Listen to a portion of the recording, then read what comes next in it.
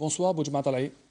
Bonsoir. Alors, 4 grands groupes qui relèvent de votre secteur ont été créés officiellement hier à Alger. Qu'est-ce que ça va changer concrètement dans notre vie de tous les jours? Ce qui va changer d'abord, c'est l'organisation. L'organisation, pourquoi une nouvelle? Parce qu'elle a bien une logique de modernisation de l'outil, de développement des activités. On sait que le transport accompagne le développement. On sait que l'Algérie, aujourd'hui, a lancé des investissements tout azimut dans tous les secteurs. Et le secteur des transports doit accompagner ce développement-là. La modernisation étant l'objectif. Et ces 4 groupes, ils vont faciliter quoi exactement? La coordination, la modernisation de ces D'abord, c'est services? des 4 groupes qui touchent un peu les transports maritimes, les services portuaires, les transports routiers, donc de voyageurs, et les transports routiers de logistique. Vous avez annoncé le lancement prochain du permis de conduire à points. Vous avez dit avant le mois de juin. Est-ce que ça va se faire concrètement cette fois-ci? Parce que vos prédécesseurs en ont parlé. Écoutez, les commissions avec le ministère de l'Intérieur et le ministère des Transports ont fait le travail. Ils sont sur le fichier étant déjà disponible au niveau du ministère de l'Intérieur, puisque la carte biométrique étant là. Donc on va le faire et on le fera, Inch'Allah, avant juin. Mais ce ne sera pas un permis biométrique, si nous avons bien compris. Un permis biométrique. À points aussi. Combien de points? 12? Je pense 12. Oui. Il y a des petits réglages qui sont en train de se faire dans ces commissions-là. Et je pense au plus tard juin, on le mettra en place. Il y a plus de 4500 morts chaque année sur nos routes, Monsieur le Ministre. Nous sommes un des pays les plus meurtriers. Est-ce que vous pensez que l'introduction d'un permis à points va régler un peu ce problème ou ça va au moins la contribuer? logique du permis à points, c'est quoi? C'est que vous commettez des fautes, on vous enlève des points, on vous envoie à la formation, donc pour récupérer vos points. Ça suppose qu'en termes de formation, vous êtes mieux. Et puis, il ne faut pas oublier que l'élément humain intervient dans ce nombre d'accidents, donc à 85%. Ça veut dire qu'il y a un problème de formation, il y a un problème de comportement aussi. La sensibilisation, donc les médias, vous avez un rôle à jouer là-dessus. On doit sensibiliser, mais le système répressif est aussi apporte ses fruits. Quel rôle joue aujourd'hui votre ministère pour aider à atténuer ce terrorisme routier? Il est régulateur déjà. Oui. Hein. Mais le nombre de morts n'a pas baissé, Monsieur le Ministre, depuis Si, des il a années. baissé en 2014 et 2015, il a baissé quand même de 14%. Mais 4000 morts toujours? Il y a moins de 4000 morts, il y a 3700, 3800 morts. Votre collègue, le ministre de l'Intérieur, M. Bedoui, a annoncé aujourd'hui à Tamanrasset la création d'une délégation nationale de sécurité routière auprès du gouvernement. Est-ce que le ministère des Transports est associé à cette action ou pas? C'est normal qu'il soit associé à cette action, mais je vous dis, il n'y a pas que l'Intérieur qui sensibilise aujourd'hui, il y a la communication à l'Intérieur et le transport qui ont lancé des campagnes de sensibilisation de la population. Et puis espérer réduire ce nombre d'accidents. Est-ce qu'il y a un objectif de réduction des morts? Est-ce qu'il y a un objectif aujourd'hui? On réduit... c'est un problème de comportement. Un problème de laxisme de l'État aussi, non? L'État, il fait ce qu'il peut. Il y a un dispositif de loi. Écoutez, le comportement des chauffards, qu'on appelle donc le terrorisme des routes, n'est pas de la responsabilité de l'État. L'État régule, met en place un système des routes. Je suppose que les routes sont de bonne qualité aujourd'hui. Hein. Le contrôle technique fonctionne correctement. Quand je vous dis que 85% des accidents sont dus à l'humain, vous comprenez tout de suite. Monsieur le ministre, comment va Air Algérie? Est-ce que la compagnie se porte bien? Elle va mieux. Mieux? Depuis quand? Si on la compare à l'année passée, elle va mieux déjà en termes de ponctualité. Écoutez, le problème des compagnies historiques, c'est celui-là. C'est qu'on prend d'abord... c'est quoi le problème d'Air Algérie aujourd'hui? Est-ce qu'il y a un problème Air Algérie? Est-ce qu'il y a un problème à Air Algérie?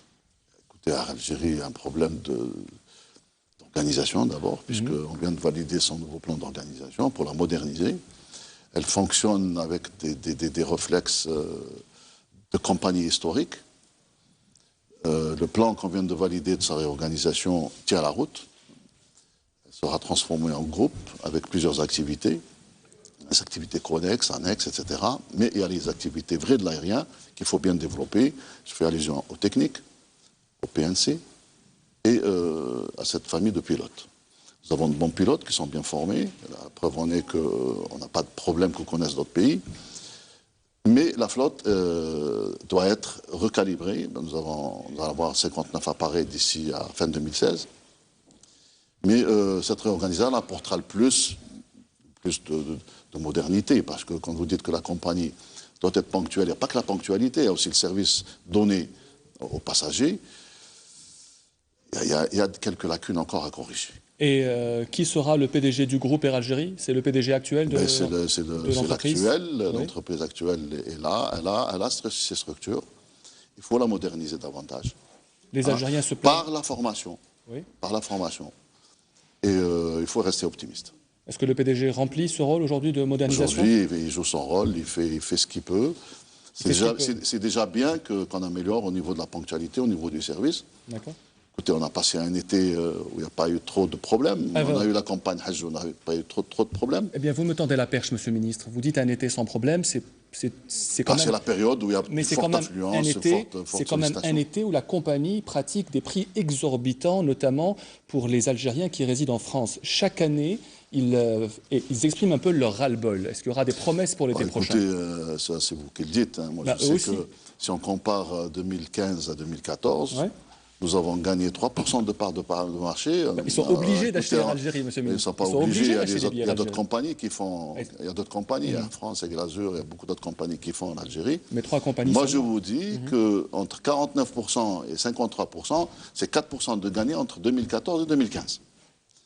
C'est vrai qu'il y a encore de la place à prendre. Il faut y a un marché encore à récupérer, c'est ce que j'avais dit. Il faut être compétitif, c'est sûr.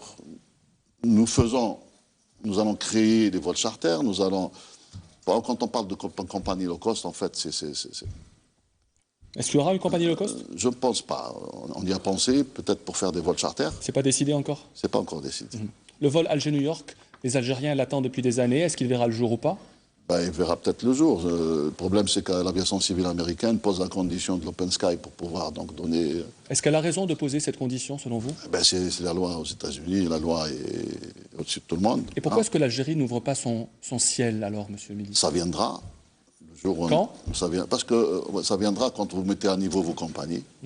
Quand Air Algérie sera à niveau, à ce moment-là, on y pensera. Mais ce n'est pas à l'ordre du jour. Toujours à propos de l'aérien, vous avez déclaré ce matin à Alger, lors du salon des transports et de la mobilité, vous avez dit que Naftal vend à l'Algérie le kérosène à un prix plus cher que sur le marché mondial. Est-ce que c'est normal, ça? Algérie, Tassili, aujourd'hui, ils sont en train de se plaindre pour dire le kérosène est trop cher. Moi, je leur avais dit, mettez-le au même niveau qu'à l'international, parce que vous pouvez faire le plein ailleurs. D'autres compagnies ne font pas le plein chez nous parce qu'elles trouvent qu'il est plus cher ici qu'ailleurs. Aujourd'hui, le pétrole est à son niveau le plus bas, donc logiquement, le kérosène est aussi à un niveau légèrement plus bas. Ce que j'avais dit à Naftal, c'est de revoir cette chose-là pour le remettre au même niveau qu'à l'international. Parce que les compagnies qui viennent chez nous font en fait le plein, peuvent le faire chez nous aussi. Et s'ils voient que c'est plus cher, ils ne le feront pas chez nous. C'est pour ça que j'ai dit à Naftal de regarder la question. On dit qu'un pays est moderne selon la force, la puissance de son secteur ferroviaire. Aujourd'hui, le secteur ferroviaire en Algérie n'est pas encore aussi moderne qu'on le veuille. Pour quelles raisons, selon vous, monsieur le ministre? Les raisons sont multiples. La décennie noire y a été pour beaucoup. Ceci étant dit, le président de la République a validé un plan de développement, mais extraordinaire, un plan d'investissement que personne ne peut à ce niveau-là. Nous arriverons à moyen terme, long terme, à 12 500 km. Sans oublier que nous avons 2350 km en cours de réalisation. Il y a de la grande vitesse dedans. Que 6 500 km sont en phase d'étude. Et que le réseau, le schéma national ferroviaire qui a été arrêté, est ambitieux. Nous sommes en train de le mettre à exécution. Nous faisons ce qu'il y a à faire. SNTF obéit aussi à un plan de modernisation. Nous commençons à réceptionner les nouvelles lignes. Il y a un programme de réception donc, de nouvelles lignes. Nous sommes en train de créer des écoles de formation dans le ferroviaire. À mon avis, ce sera bien. Alors, le Maroc a commencé les essais pour son premier TGV, train à grande vitesse. Le Maroc, monsieur le ministre, un pays qui a beaucoup moins de ressources financières que l'Algérie. Pourquoi est-ce que sur ce terrain, nous sommes en retard? Il faut voir d'abord quelle est la longueur de son TGV. Mais pourquoi nous avons le nôtre. C'est quand même un TGV. Nous avons le nôtre, c'est une ligne à grande vitesse. Non, je parle pour le Maroc, un vrai TGV, un train à grande vitesse. TGV ou LGV. TGV, c'est une marque. Non. C'est une ligne à grande vitesse. C'est 300 km/h le TGV marocain, monsieur. C'est des choix, c'est des choix. Nous avons opté pour un choix de 220 km/h. Oui. Nous avons des lignes en cours de réalisation. La première étant Tlemcen-Oran, Tlemcen-Oran. Tlemcen-Oran, vous l'aurez dans une année et demie. La ligne sera opérationnelle, je pense, dans une année. Et La rocade nord passe à la grande vitesse. il y a beaucoup d'Algériens qui se plaignent de l'absence de lignes de nuit sur la SNTF. Pour quelle raison? Ces lignes n'existent que pendant le mois de Ramadan, monsieur le ministre, jusqu'à 2 h du matin. Vous parlez des trains de banlieue. Des trains de banlieue, mais pas tout au long de l'année. On va pour quelle élargir raison, un selon peu vous? jusqu'à 19h, 20h, en temps normal. En été, on a fonctionné jusqu'à minuit, 1h du matin. C'est un problème de programmation. Quand il y a une demande, nous y répondons favorablement. Mais la demande est là, monsieur le ministre. Si elle est là, on donnera le train. Concernant toujours le domaine ferroviaire, vous avez déclaré il y a quelques semaines à Ain Timouchent qu'il y avait 140 passages de train qui étaient encore non protégés en Algérie. Aujourd'hui, c'est encore dangereux de prendre le train, monsieur le ministre? C'est pas dangereux. Il y a des passages à niveau non gardés, il y a des passages à niveau, on va dire, sauvage. Nous avons inscrit un plan d'urgence. Nous sommes en train de les sécuriser, donc les garder, les faire garder, avec des signalisations là où il faut. Il y a des endroits où il faut réaliser des ouvrages d'art. Les contrats sont signés. Et c'est un engagement pris avec la Fédération du cheminot, parce qu'un conducteur de train, il faut aussi le protéger. On a eu des morts.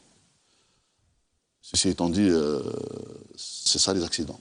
L'austérité touche beaucoup de secteurs en Algérie, monsieur le ministre. Est-ce que votre secteur névralgique sera touché par l'austérité? Vous avez parlé de rationalisation et non d'austérité? Écoutez, moi ce que je sais, c'est que le rail sert le développement du pays. Oui. Il y a 2350 km en cours de réalisation et ils continuent à être réalisés. Ils seront livrés dans les temps en plus. Est-ce que les budgets vont baisser? Écoutez, vous ne pouvez pas toucher au budget d'une chose qui est un contrat qui est signé. Et les futurs budgets, est-ce qu'ils vont bouger? Il faut les programmer en fonction des urgences et en fonction des besoins, c'est sûr.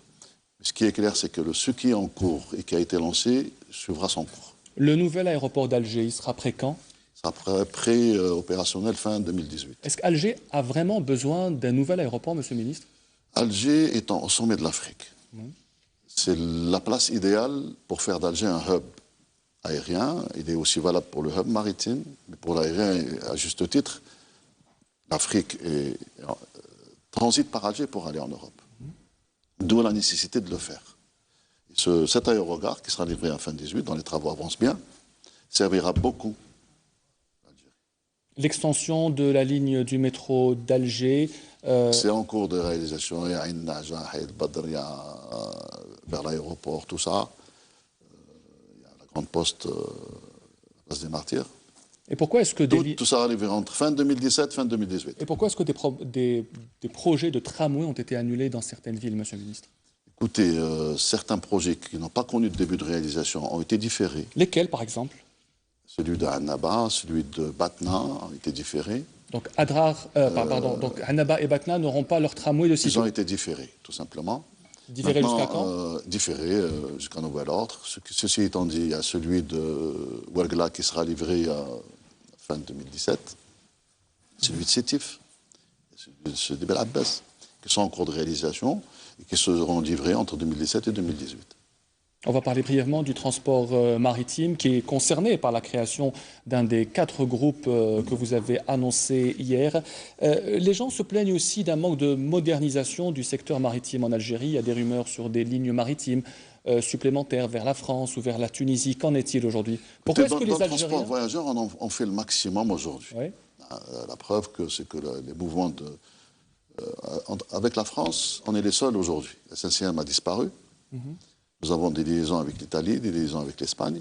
Nous le faisons correctement. C'est vrai que notre flotte ne permet pas tout. On est en train d'affréter.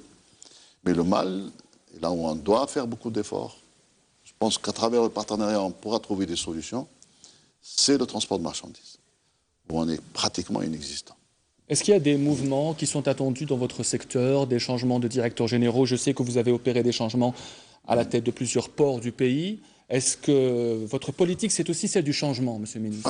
Ce n'est pas une politique du changement. Écoutez, il faut rajeunir notre encadrement. Et vous l'avez fait? On est en train de le faire. Il y a 6 qui ont été désignés nouvellement sur les ports. Les groupes qu'on vient d'installer, c'est 4 jeunes. C'est quoi jeune pour vous? Écoutez, jeunes, c'est suffisamment d'expérience et suffisamment disposer de son temps pour pouvoir développer comme on a envie de le développer. Quand vous atteignez à 65 ans, vous êtes proche de la retraite, vous êtes déjà à la retraite.